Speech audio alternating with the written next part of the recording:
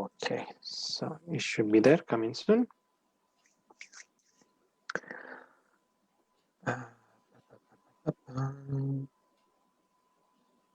Okay, setting up on Facebook. First.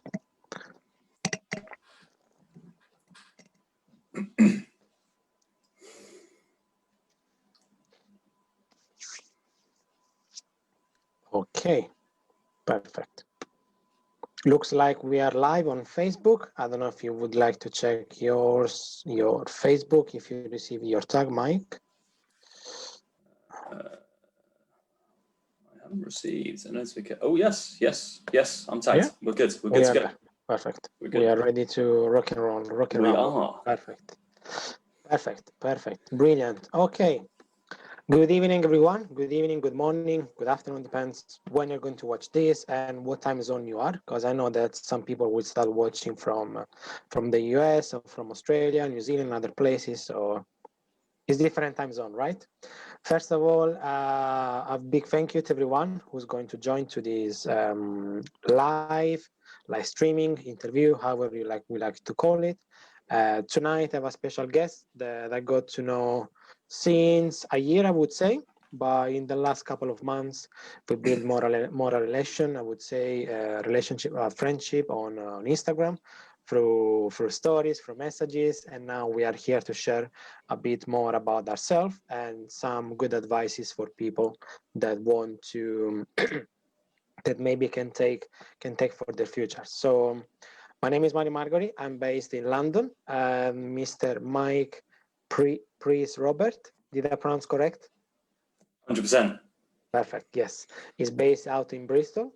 And now I will just leave the microphone, the virtual microphone, to you, Mike, so you can share your story, who you are, where you're based, and take the floor to start, and then I will share my stories. It's all yours. Perfect. How far back would you like me to go? Back to when I was born? Well, no. I mean, up to you. I mean, yeah. Just keep your time to share. Take your time, share your story. Yeah.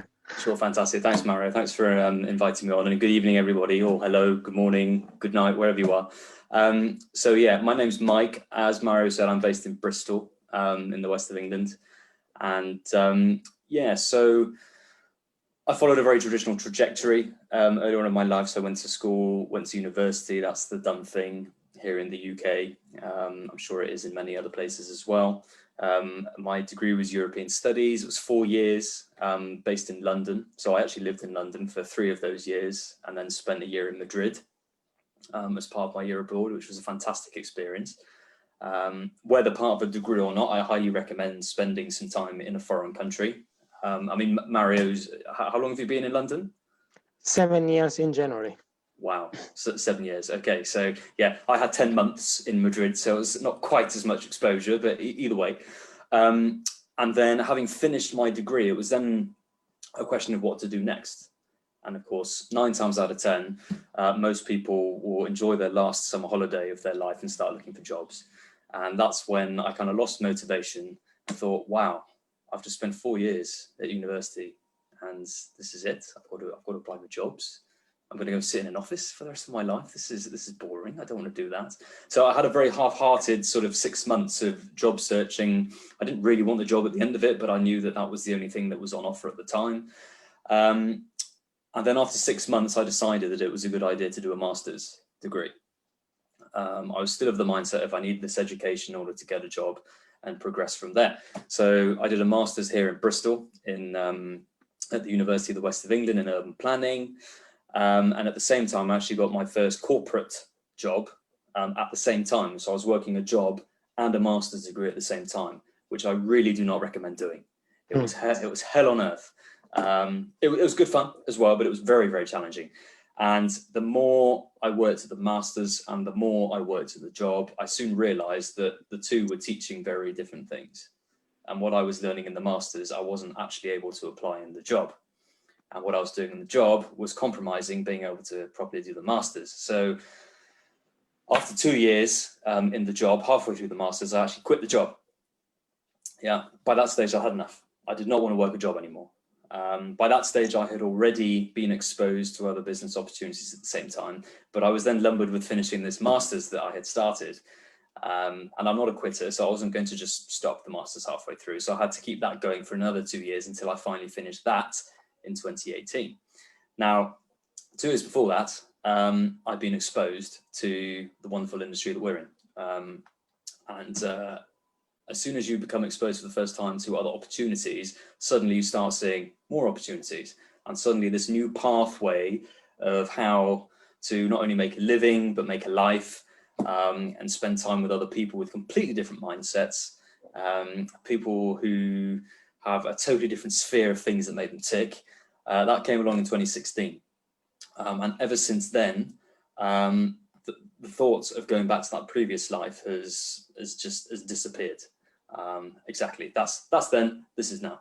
So the hardest part was actually finishing that master's with a new mindset, because I knew that the master's was, okay, it's impressive in itself, but it has no bearing on life beyond it. So really since 2018, the journey has very much been this entrepreneurial world, building up mindset, meeting new people, helping other people, finding multiple streams of income, traveling the world until this year, obviously. And yeah, it's been amazing ever since. So I basically went from being just your typical person going through education, looking for a job, and now very much on a different path. And of course, this is how we met, Mario. So, you know, it was meant to be. So exactly. Yeah, sorry. Yeah. So yeah, that's where I am now. So I'm based in Bristol. I can't wait to be able to travel again, to go and see some new places, see new people. I know we're probably going to talk about that later, but that's sort of a summary of me. So I hope that answered your question. It gives a really good idea of your background and what's your, I would say, the mindset, how it changed as well, and how you actually felt it working and doing the master degree as well. I had some friends who done the same like you. They were working and studying, and they said the same like you. They don't recommend it. It's a pain in the back. So yeah. So I know now that I have more confirmation from this side of life, I would say. But I suppose if I'm 100% honest, I mean, it was a good experience. It's actually necessary for what I also do, which is tutoring. Yeah. Because obviously when you're an online academic tutor, which is what I also do, alongside other business interests, of course you have to have the educational background. But the idea that you have to go through the hurdles of education in order to be successful in life, formal education that is, it's not true, as we know, you know. So but anyway, yeah, carry on. And in terms of languages, I'm not sure if you mentioned, but you speak Spanish and? Yes, that's right. So obviously English is my first language. I'm fluent in Spanish as well. I do speak French. I studied it at school and tried to continue it off and on since then. So I can probably have a 66% conversation in French. Italian and Portuguese is a bit rusty.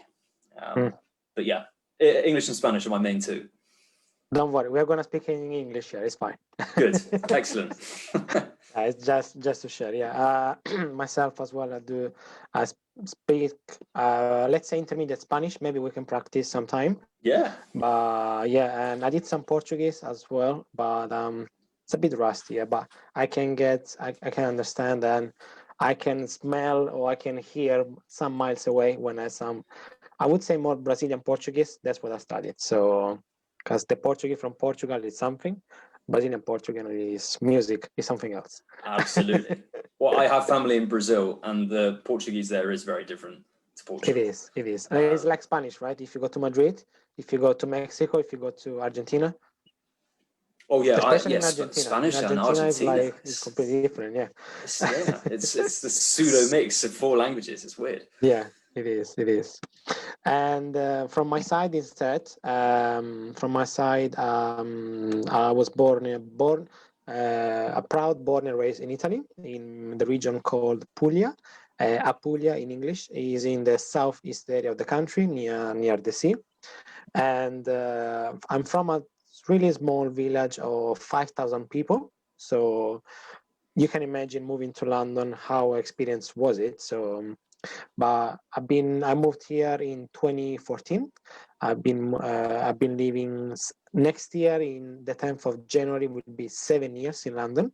I didn't live, let's say, in the always in London. I went back home for a few months in two occasions, different times. So, but hey, I've been spending, I would say, I'm pretty confident about how to move in London, where to go, where not to go, and I still haven't visited. I still need to visit so many places because the city is so big.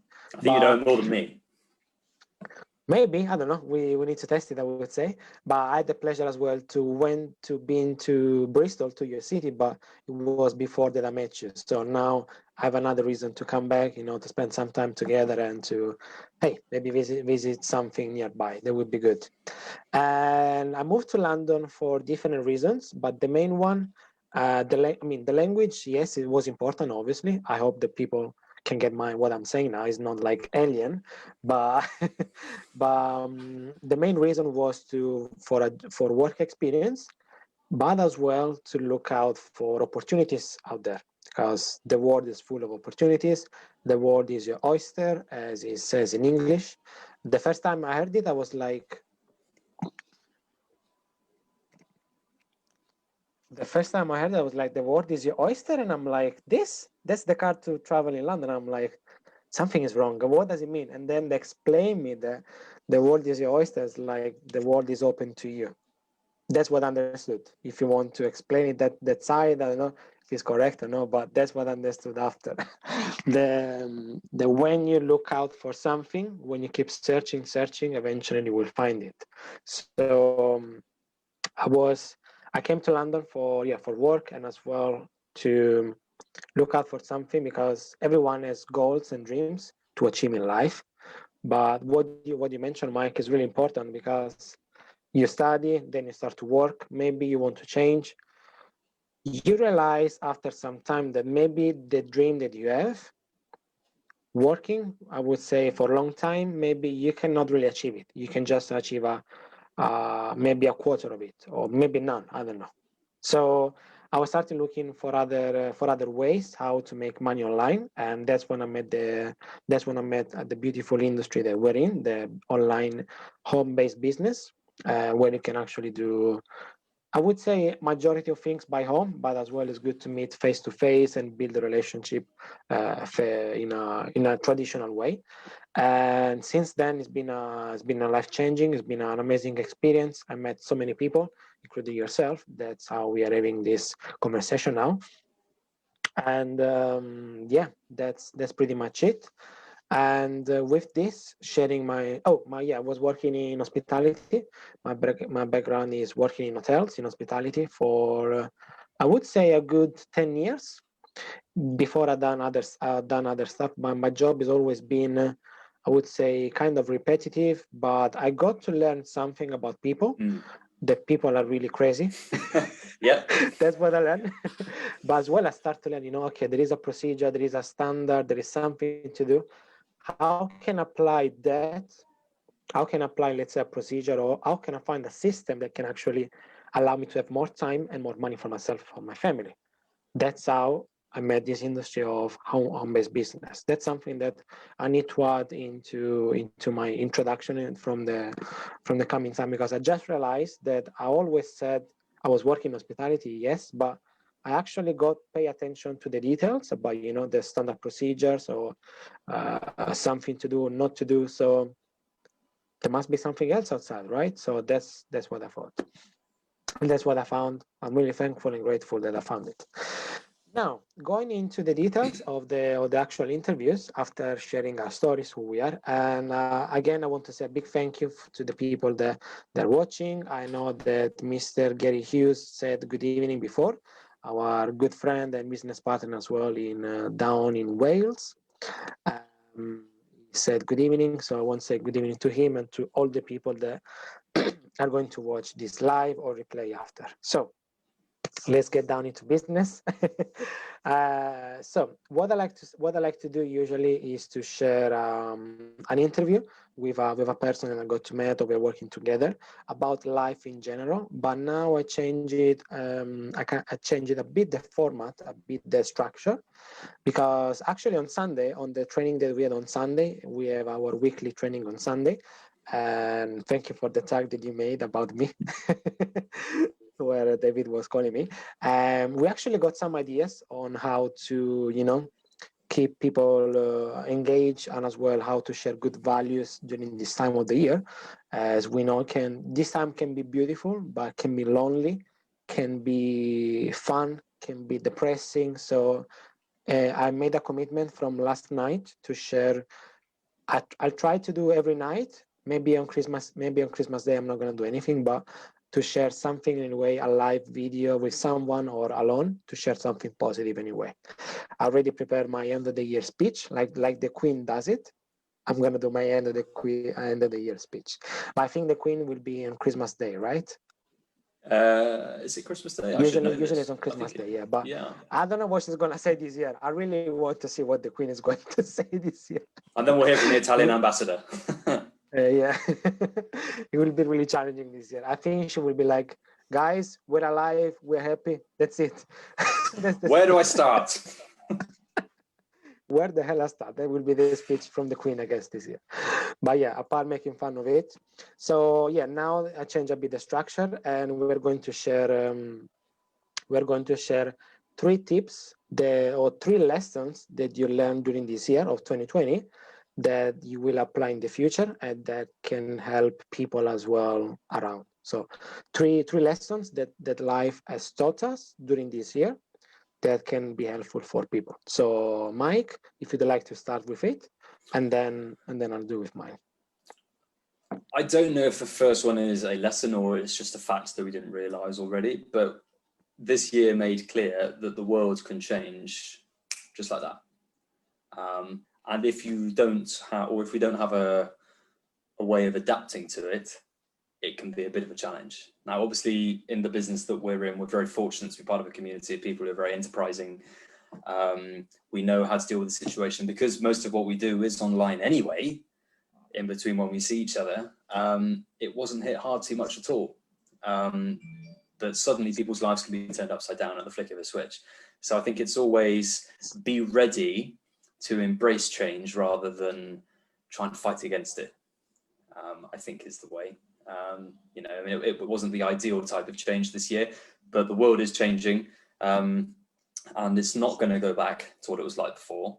I'm sure it will improve from how it is now, but it's with the changes that have happened this year. So I suppose lesson one is embrace change because it can happen just like that. I think obviously this year, a lot of people have slowed down a little bit as well. And that's not a negative thing. It's just, that's the way it's been. So I think being grateful for what you have at the same time as going after what you want is very important, because otherwise all you're concentrating on is what you don't have yet, forgetting, of course, that you actually have what you have already. Yeah. So that'll be the second thing. And then what has kept me sane, apart from the business community that we're in, is staying healthy. Yeah. Obviously the first lockdown that we had in this country was, what was it, April, May, and a bit of June. So the weather was fantastic. We could get outside and enjoy the fresh air, get plenty of vitamin D. It was sunny every day. It was great. Now it's dark, depressing, wet, cold, and it's a lot harder to exercise. So I think it's just it's important to stay fit and healthy, because when you have, I know it's a cliche, but if you have a healthy mind and a healthy body, the rest of you is healthy as well, and the way you see everything is healthy. So just stay fit and healthy as much as possible.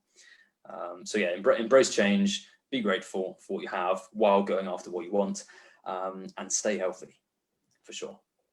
So those would be my three things. Yeah. That's something that I'm sure most people have realized.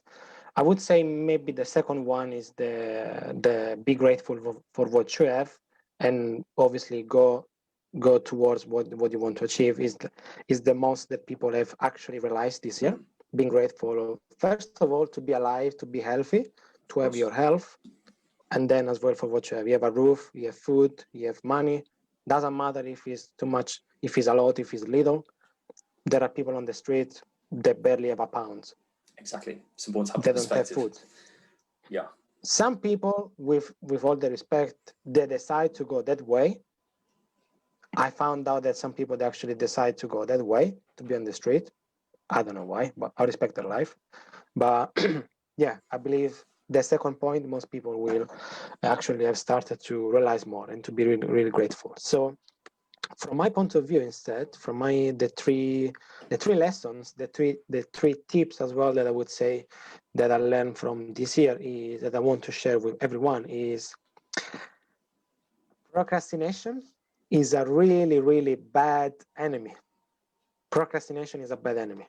Don't sleep, don't go over procrastination, because something can go, I'll do it later, I'll do in an hour, I'll do after I eat, I'll do after the gym, I'll start tomorrow, I'll do it tomorrow, I'll do next week. The week become a month, the months become a year, the year become a decade. So don't overlook procrastination. I found my momentum, let's say during lockdown, from April till May or June.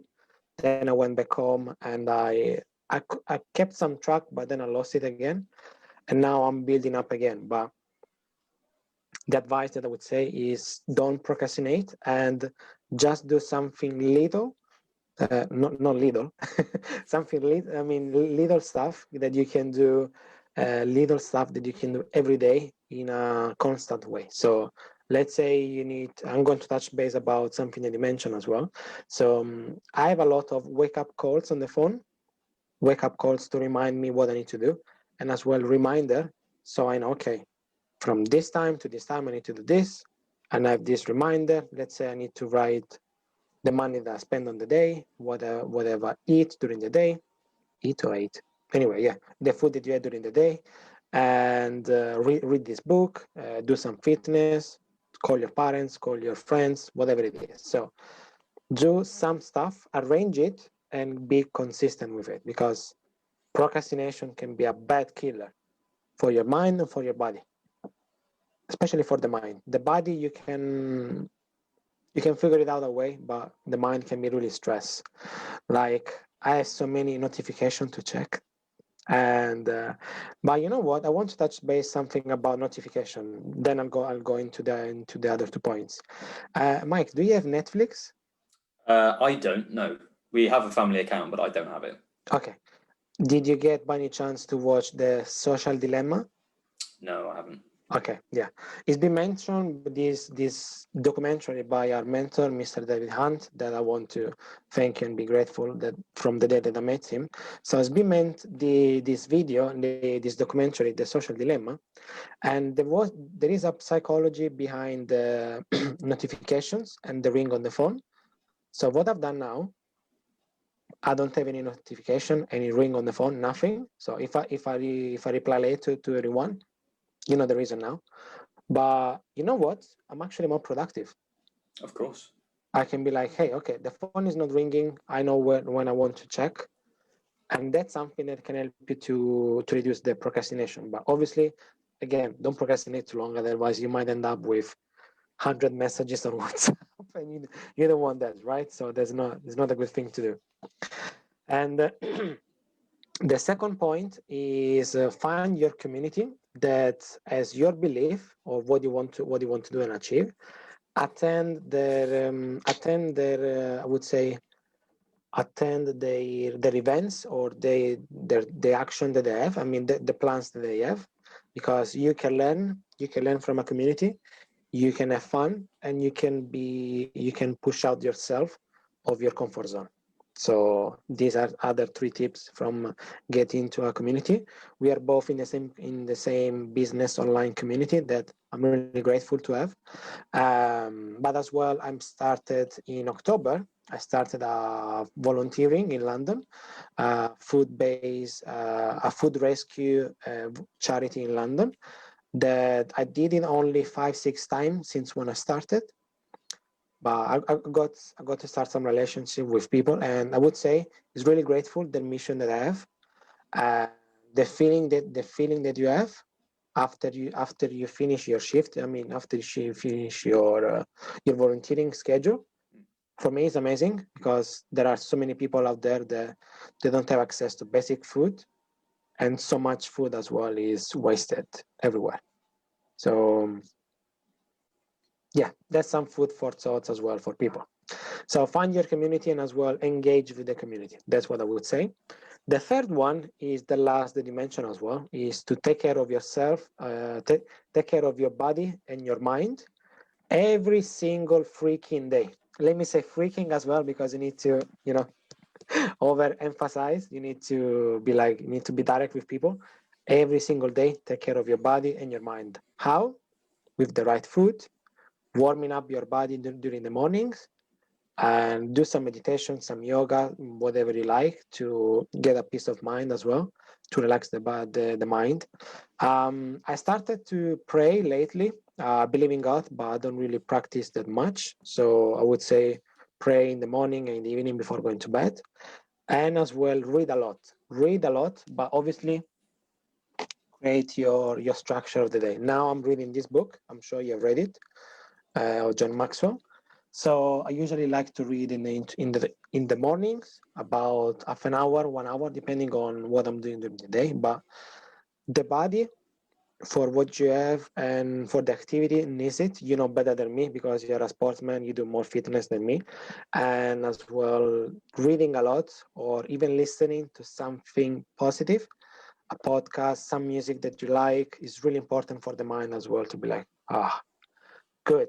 I'm not gonna listen just to the news, because the news that really, yeah, we know what they are, the news, but you need something anyway positive that will drive you during the day. So during the day, and as well before going to bed as well, I would say something that can relax, something that can chill out your mind. So these are my 3 tips.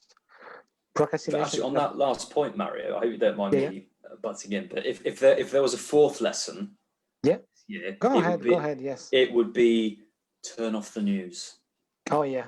Yeah. Seriously, I mean, obviously you've got to know what's going on, but on just the cumulative effect of watching the news is the complete opposite cumulative effect of when we plug into reading, personal development, and so on. It just lowers the tone. So yeah, that would be the fourth one. I've switched off the news. Yeah. Obviously, you need to know what's happening, but you know what? If you go on Facebook or Instagram or wherever, You find it anyway. we have the news. Yeah, right. Yeah. So yeah, these are the 3 points I would say, plus the fourth. We are giving it for free as a cherry on top. Exactly. But yeah, I mean, procrastination. Find a way to actually. I wouldn't say fight it, but deal with it. Deal in a nice way, so you can have a nice day and a nice routine. Then find your community and engage with your community. Or if you cannot find it, build it. You can build your own community as well, right? And then take care of your body and your mind every single freaking day. Okay, these are the 2 Emphasis advices. there. Yeah, the emphasis needs to be there. And now I have a question, but I'd like to ask you something else before I go into that. If you have anything that you want to ask, let me know. I mean, if you have anything that comes in your mind, you can ask, obviously. So I like to ask you. You've been longer than me into the industry of home-based business, and as well, home-based business, and we have a big part with with personal development. So I'm sure we both know, and many people who are watching, who are going to watch the replay, of Mr. Jim Rohn. Yeah. So I'd like to ask you.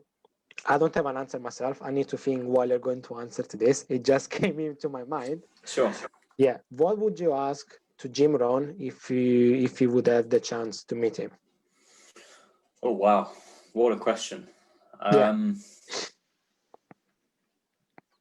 And just for those who don't know who Jim Rohn is, who is not into our industry, Jim Rohn is a business person, business philosopher as well, that lived back in the 1900s, in the past century, and he died a few years ago. And he was in a famous home-based company, and he shared a lot of wisdom, a lot of personal development, a lot of skills about the industry, and he left so much wisdom, so much values for people out there. If you don't know him, go on YouTube, go on Spotify, wherever you want to go. I'm sure that even if you listen 10 minutes of his speech of anything, you will start thinking in a different way. So that's who Jim Rohn is. Okay. But yeah, it's a difficult question, I know, but it was coming in my mind. I was like, you know what, let me just ask. And now I need to think about my answer as well. Is that why you're asking me first? Yeah. That's a very good question. I've got to think back, because the last time I listened to Jim Rohn was back in the spring, because we had a lot of time, right? Okay, yeah, long time, huh? How come? I tried to listen to Jim Rohn a couple of times per year. But obviously since the summer, we've been exposed to so much personal development, and here we are at Christmas, it's probably overdue another one. But I think one point that does stand out a lot when I listen to Jim Rohn is how he talks about you reap what you sow. Yeah. And it's a case of what you do now, you will reap the rewards of in 3, 6, 12, 24 months time. So I suppose if I had a question for him, at my stage in business, would be, what does one sow when, in order to reap most efficiently in the future? Because I think there's a tendency when people get into either new business or online business or anything, to not know where to start. Yeah, so it's about what to do in the right order to maximize your time, other people's time and energy, in order to see results quickly, but also consistently thereafter, because you don't want to waste a lot of time on something that's not going to reap rewards. Yeah. So I think that would probably be it, because he spends a lot of time talking about that on how to build a business. So yeah, that I think that would be my question off the top of my head. Yeah, and I would ask him from my side. That's actually a good question, really interesting, because he had a lot of experience on how to deal with the business, how to deal with people, and with the outside world as well. So that's really good. I wish he would be alive. We could be there to a conference. Yeah, I wish to, but hey, who knows? My question would be, what kept you going into the industry? What was your reason? What kept you going? Because as you mentioned in your story, in your introduction, I didn't want to work as well all my life in an office, or anyway in a traditional work, in a traditional job. So what actually kept you going despite everything, despite the seasons? He talks a lot about the seasons, the winter, spring, autumn, and summer. So despite all the season, he has a philosophy about the season that's so beautiful. That's something that I would suggest to people to watch it.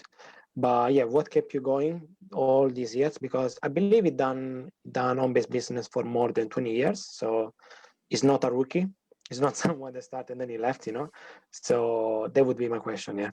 And I'm sure he would be there sitting there, talking for about, I would say we'll talk about 20, 30 minutes about this answer. And to yours as well. I'm sure he will talk a lot about your question, yeah. So I think anybody who's listened to Jim Rohn will have a long list of questions for him. Yeah. I mean, he's a fountain of knowledge, isn't he? Yeah, but hey, we are lucky in a way. We got to, in a way, to have different mentors in the business that we have. Absolutely. And I'm sure when we'll get the chance, the time to actually speak with our founder, our CEO, and as well our top leaders, I'm sure that they will get some wisdom, some knowledge from Jim Rohn. They might have shared it with us, and we might say we know that part already because we've been a good student. We've heard that Jim before. Rohn, yeah, I heard that before. Yeah, so yeah, we are lucky as well. We're really blessed to have this from our side. Now we've been talking about our stories, about the 3 tips around what we have learned this year, and as well about Jim Rohn, about personal development. I'd like to ask you something about our travels. Let's say next year we can travel. Hopefully, yes. I don't know when, but hey, My passport is ready. I'm sure yours is ready. You managed to do it, right? You done it. I've done what? Your passport, because you were changing, I think, a while Oh ago. yes, yeah. So I got Yeah, my okay. passport back in the autumn. Yeah, so we are ready with our passport and we're taking a flight. Where is your first destination you want to go? That's my question. Assuming that there's no problem with COVID or anything, South America for me. Oh, okay. Okay. Obviously, I love Brazil. I've been many times because of family links and whatever. But my dream trip is to do a tour around South America, either starting in Brazil or finishing in Brazil. I haven't quite worked out yet, but I'd love to go to Argentina, Buenos Aires. Experience the architecture, the culture, the music, of course, tango. Then go across to Chile, go through the wine region, and then go on up to Bolivia, Peru, go to Machu Picchu, and then perhaps finish off somewhere like Colombia. Fantastic coffee, the rainforest, beautiful people, lovely culture. So it's South America for me, for sure. How about you? Mine will be Madrid, where you've done your 10 months of studying.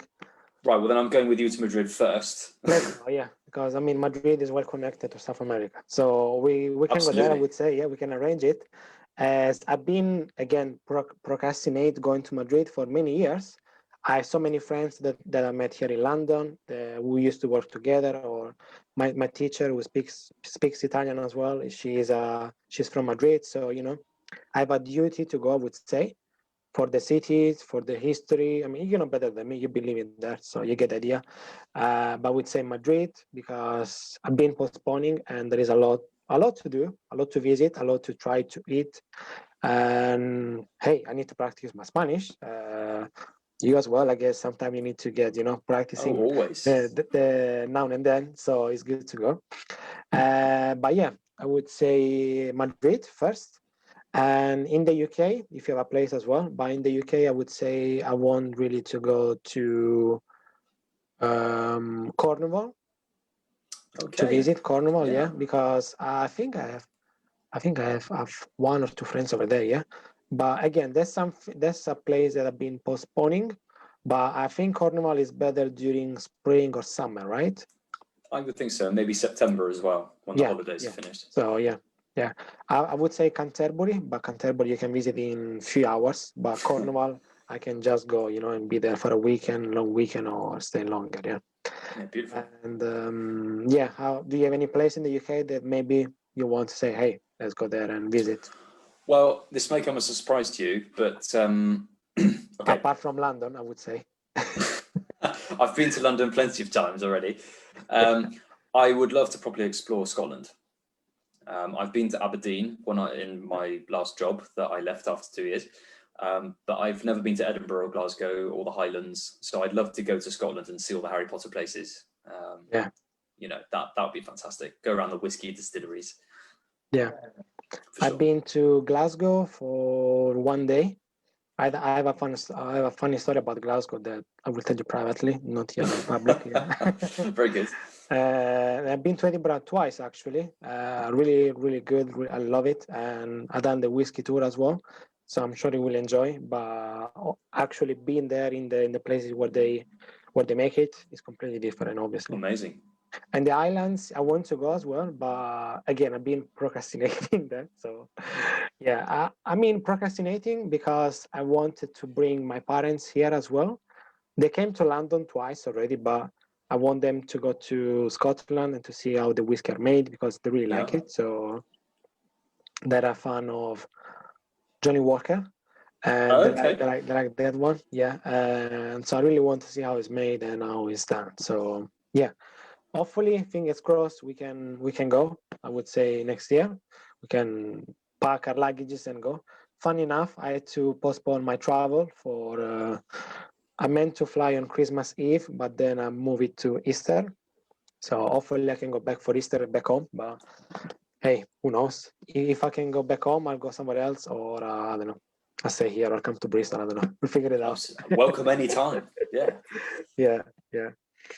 So, Mike, I really want to thank you for this time that you're taking off from your busy schedule. I know you have work My commitment pleasure. and Thank as you well for inviting family me. and family as well, time to spend with. But I'm done from my side. I don't have anything else to add. I don't know if you have anything that you would like to ask. Otherwise, we can start to wrap up the interview, I would say. No, I mean, I think that was amazing. That was really good. I mean, really just to wish everyone the happiest possible Christmas. It's going to be a different one this year, and the best for the new year as well. And get started on the goals for the new year now. We've got time. You know, that's all I'd say. True. Yeah, it's something that as well.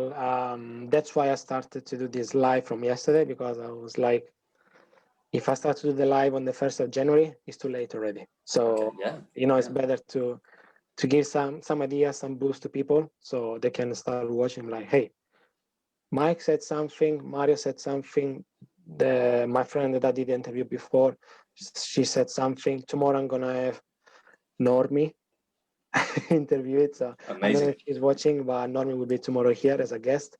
Then I'm gonna have other people into the business sharing some stories and values as well. So the time I would say is always now, and I learned really this year to don't procrastinate.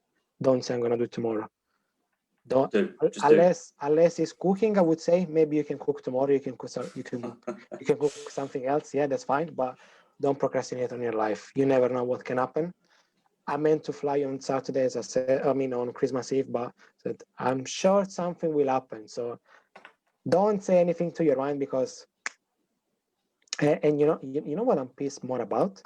That Boris said announcement on Saturday when we got used to Fridays. Yes. It's about, that's what I'm upset. I'm like, you always said something on Friday, not on Saturday. So you think, oh, it's fine, he hasn't said anything yet. Yeah, I'm like, okay, maybe something is coming, but that's what we're upset about it. So, but anyway, yeah, let's just make some fun out of it, because it's going to be a different Christmas, as you mentioned, but we don't need to forget about the spirit of Christmas, this time of the year, and really take a step back to look who you are, what you achieved, what your win, your loss, and as well what you can improve for next year, and start now. Don't procrastinate, please. Don't wait too long. So with this, again, I really want to say grazie mille, muchas gracias.